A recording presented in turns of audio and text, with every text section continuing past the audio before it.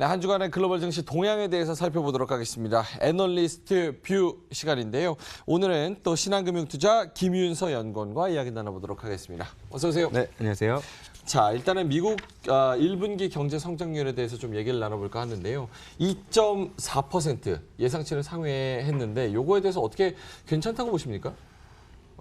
네, 일단은 시장에는 긍정적인 재료이고요. 근데 GDP는 사실은 좀 중요한 지표이긴 하지만 분기 지표고 예. 월간으로 저희가 이미 결과는 어느 정도 예상을 하고 있습니다. 그래서 GDP가 사실 시장에 이렇게 즉각적인 영향을 미친다거나 선행하는 지표는 아닌데 다만 이제 1분기 그동안 그 경기 침체에 대한 우려가 상당 부분 완화가 됐고 그거를 어떻게 보면 이제 확정하는 1분기 경기가 생각보다 나쁘진 않구나라고 확정하는 그런 이제 가늠자 역할을 해줄 수 있을 것 같고 성장률의 전망치는 2.4%도 있지만 일각에서는 1.8, 2.2 지금 굉장히 좀 논쟁이 있습니다. 예. 특히 이제 1분기 그 미중 간의 어떤 무역 갈등으로 인해서 미국 내부의 재고가 좀 상당 부분 좀 쌓여 있다. 그래서 이 재고 부분에 대한 좀 소화 과정이 좀 필요하지 않겠느냐라는 좀 비관론적인 측면에서 또 얘기가 나오고 있고요.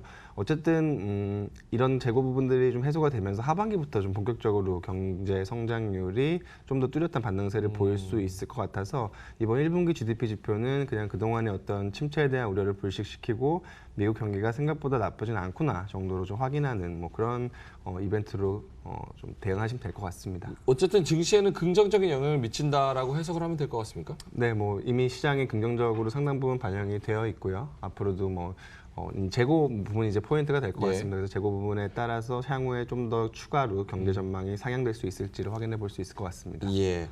자, 미중 무역 협상에 대한 이야기가 계속해서 나오고 있는데 타결이 임박했다, 파이널 스테이지다, 이런 얘기가 계속해서 나오고 있어요.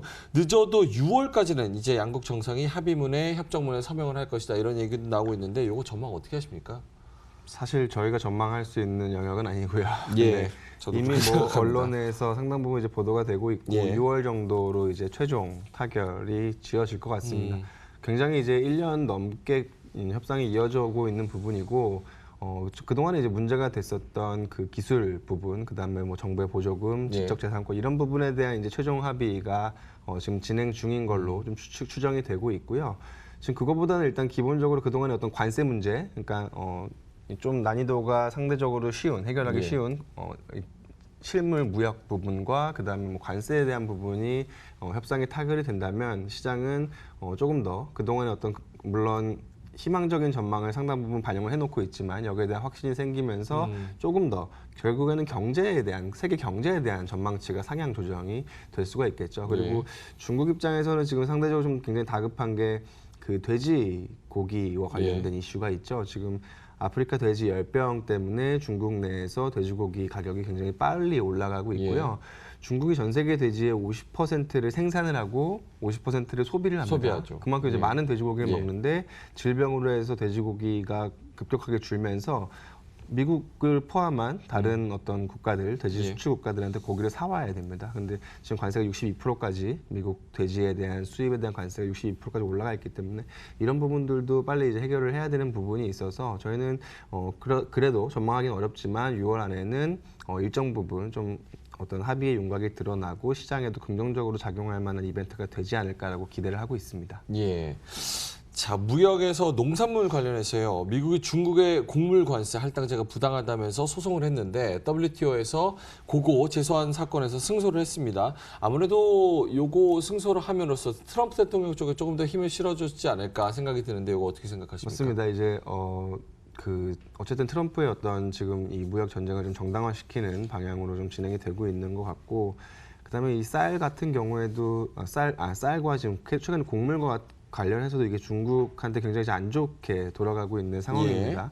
특히 이제 쌀 수입 비중이 그렇게 높지는 않지만 세계 2위 쌀 수출 국가인 태국도 지금 이 엘니뇨라든지 가뭄으로 인해서 생산량이 굉장히 급감하고 있습니다. 그래서 태국 외에 다른 인도나 베트남 같은 국가들로부터 지금 수입을 늘리고 있는 상황인데 어쨌든 그 중국 내부 관점에서 봤을 때 이 식품 물가, 앞서 네. 돼지고기도 말씀드렸지만 돼지고기, 뭐 쌀 이런 걸 굉장히 많이 소비를 하는 나라인데 네. 이런 부분들에 대한 물가가 올라가면 사실상 그 중국인들의 실질 소비 여력이 예. 줄어들게 되는 거거든요. 아. 필수 소비 식품에 대한 가격이 계속해서 올라가기 때문에 예. 상대적으로 다른 부분에 대한 소비를 줄일 수밖에 없겠죠.